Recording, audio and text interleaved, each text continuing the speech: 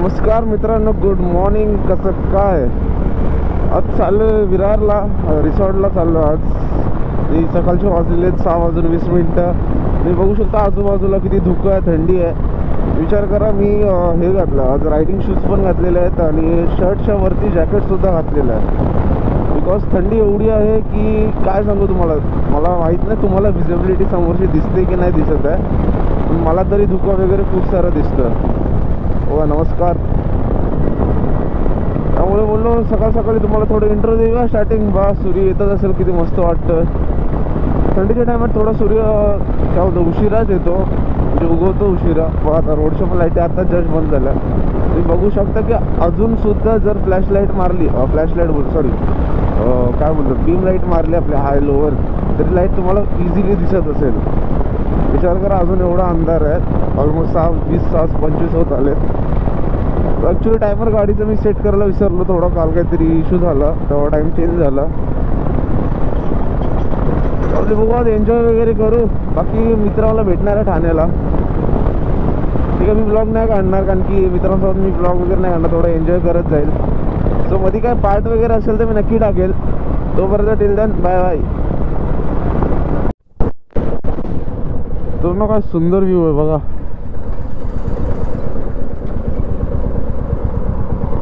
पूर्ण एकदम काय वाटतं, एकदम दिसायला पण बघा ना किती मस्त वाटतं.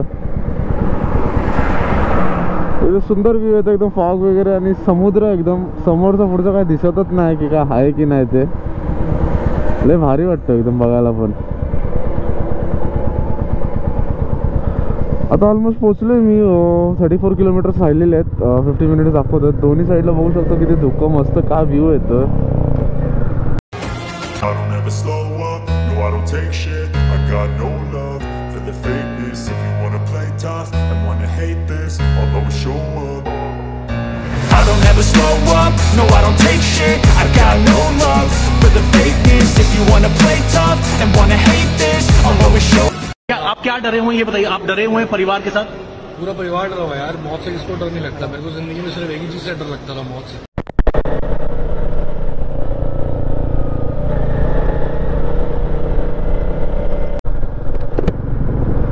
वेलकम बॅक मित्रांनो. निघालो आता रिसॉर्टवरनं.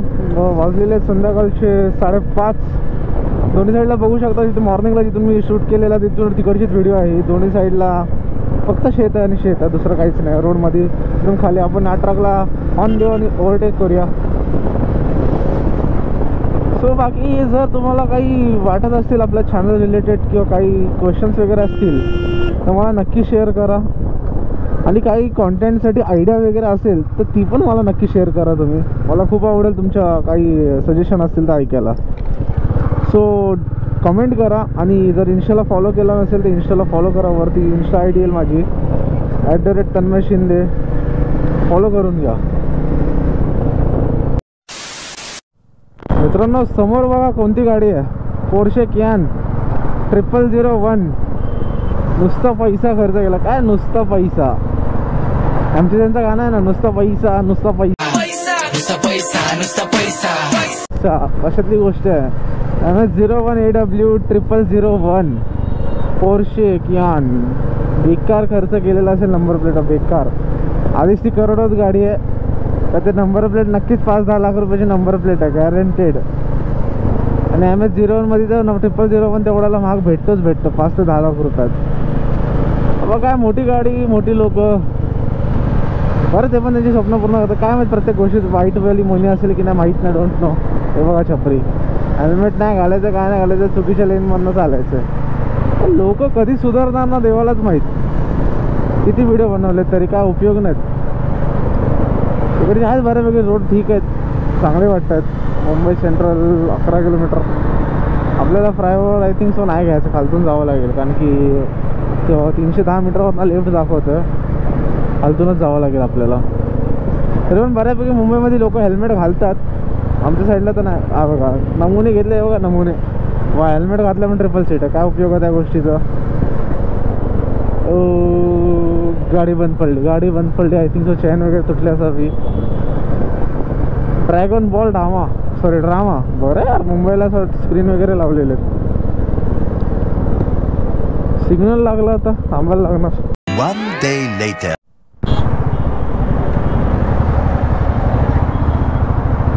आय थिंक सो मित्रांनो ॲक्सिडेंट झाला वाटतं काहीतरी. आणखी एक बाईक वगैरे पण दिसत होती, स्प्लेंडर वगैरे. ॲक्सिडेंट झाला असं कारण की आता मॉर्निंगचे 10 वाजलेले आहेत आणि ह्या टायमाला खूप रश वगैरे असतो वाशीच्या खाडीच्या इथे. सो ॲक्सिडेंट झाला असणार कारण की पोलीस वगैरे पण खूप होतं आणि त्या साईडला त्या माणसाची इथे पण गर्दी जमा झालेली.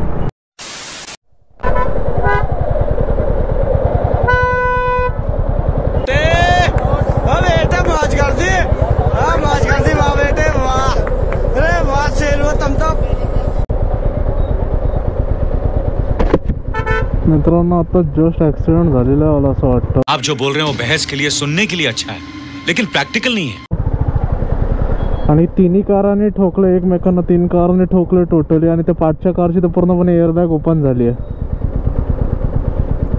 आता जस्ट ॲक्सिडेंट झालं इथे पाम बीच रोडवर आहे मी. ओ त्या साईडला पण ॲक्सिडेंट झालं आहे का? हो हां बरोबर, त्या साईडला पण ॲक्सिडेंट झालं. तेव्हा ती येलो कार बघू शकता पाठून पूर्णपणे चेपलेली आहे. आणि त्या कार पण जी कार दिसते तुम्हाला, एक वॅगनार एक अर्टिगा आहे, त्या पार्टची त्याचं पूर्ण एअरबॅगच ओपन झालं, म्हणजे पूर्ण ॲक्सिडेंट झाला जोराने. आय थिंक अर्जंट ब्रेक मारला असं मला असं वाटतं कारण की जो एवढं जोराने त्यांनी ठोकलं आहे की पूर्ण एअरबॅग्स ओपन झाले. जे फ्रंट साईडचे दोन्ही एअरबॅग असतात ना, दोन्ही ते एअरबॅग ओपन झालेत. आय थिंक ठोकला वगैरे असावं त्याने जोराने एकदम. हो ना, दिसतं का तुम्हाला? मी दिसतं? हॅलो, तेच तुम्हाला सांगत होतं की 3 कारचे ठोकर झाले. जो फ्रंटवाला आहे, जो हा वॅगनारवाला, आय थिंक त्यांनी अर्जंटमध्ये ब्रेक मारला असेल. त्याच्या पाठी त्या अर्टिगावाल्यानी, या अर्टिगाच्या पाठी जी कोणती विटारा ब्रिझा होती आय थिंक, मी बघतो फुटेजमध्ये, आता मला प्रॉपर आठवत ना, तिने जोराने त्याला डॅश केलं. त्यामुळे ती कमी फास्ट स्पीडवर होती, त्यांनी जोराने तिला डॅश केला आणि त्याची एअरबॅग ती फुटली पूर्णपणे.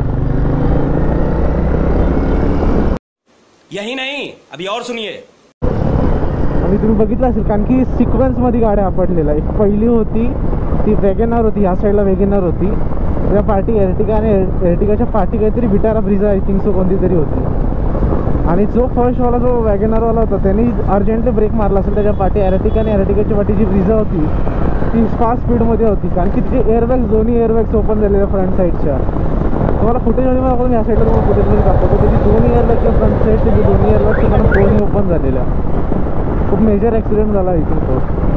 मला वाटतं की कुणाला लागला नाही कारण की तिथे कोणच असं दुखापत किंवा काही असं ब्लड वगैरे काही दिसत नव्हतं मला. त्यामुळे जास्त जोराने कुणाला काही लागलं नसावं असं मला वाटतं कारण की आजूबाजूला जे आजी किंवा कोणीतरी होतं अजून ते पण ठीकठाक वाटत होतं, असं कोणा डॅमेज नाही झालं. आणि जी तुम्ही लेफ्ट हँड साईडला तुम्ही बघितली असेल एक सेलेरो होती, आय थिंक सेलेरो होती, ऑरेंज कलरची जी सेलेरी होती तिला पण डॅश केलं वाटतं पाठवून. कारण की ते पाठवून तुम्ही बघितलं असेल जो पाठचा जो त्याचा हे बोनटच बोलतो ना आपण ऐकतो, ते तो पण पूर्णपणे चेपला गेलेला होता. तर ते जोराने. आता प्रश्न हा आहे की कुणाकडनं भरपाई मागितली जाणार की नाही, कारण की जो होता वॅगनारवाला त्याच्याच ब्रेकमुळे हे झालेलं आहे. ऑफकोर्स त्याच्यामुळे झालं कारण की पाठीच्या गाड्या आहेत, त्यामुळे मला तर वाटत नाही की त्यांना खर्च घेतील. पण जर डिपेंड करतो तर काय, इन्शुरन्स तर प्रत्येक गाडीचा असतो तसं पण नाही मित्रांनो. तसं पण जो हा पाम बीचचा जो रोड आहे ना, रोड मीन्स हायवेच झाला आहे, हा प्रॉपर हायवेच आहे. यावर खूप सारे ॲक्सिडेंट होतात मोस्ट ऑफ टाईम. आता लास्ट टाइम तुम्हाला सांगितल्याप्रमाणे आता समोर जिथे आपण गाडी थांबवली आहे ह्या रोडला पण लेफ्ट हँड साईडला आहे ना एक ॲक्सिडेंट झालेला. एका पोराला कोणीतरी उडवलेलं, तो जागेच फिनिश झालेला. आणि त्याच्यानंतर 2 हफ्त्यानंतर एक पाठी किंवा पुढे हे जे दिसतं ना पामचे झाड आहेत ते, त्या साईडला पण कोणता एक बाईकवाल्याचा आणि ट्रकवाल्याचा ॲक्सिडेंट झालेला, त्याला उडवलेला, जागेवरच तो पोरगा मेला. कारण की हायवे हा खूप रिस्की आहे आणि इथे ॲक्सिडेंट वगैरे खूप होत असतात. त्यामुळे मित्रांनो जर इथे येतात तर थोडं सावकाश येत जा आणि किंवा हेल्मेट वगैरे सेफ्टी गॅस वगैरे यूज करत जा, रिक्स नका घेऊ स्वतःवर. आता तुम्ही पाठी पण बघितलं असेल की आता काय कारची हालत आहे. आता तो कारवाला होता म्हणून काय झाला नाही, हेच जर बाईकवाला असतं ना कोण, खत्म, गॅरंटेड त्याचं हाड वगैरे काय ना काहीतरी तुटलं असं गॅरंटेड. त्यामुळे ड्राईव्ह सेफ यार अशा गोष्टी होण्यापेक्षा. पण नशीबचा सुखरूप कारवाला कोणाला काय लागलं नसेल, होप. बाकी फुटेज प्रॉपर चेक करून तुम्हाला सांगतो काय आहे ते. जर त्यात काय चुकीचं तुम्हाला सांगितलं असेल तर मी तुम्हाला व्हॉइस ओव्हर देऊन सुद्धा सांगेल की काय चुकीचं झालं किंवा कसा सिक्वेन्समध्ये ॲक्सिडेंट झाला आहे ते पण गोष्ट बघू.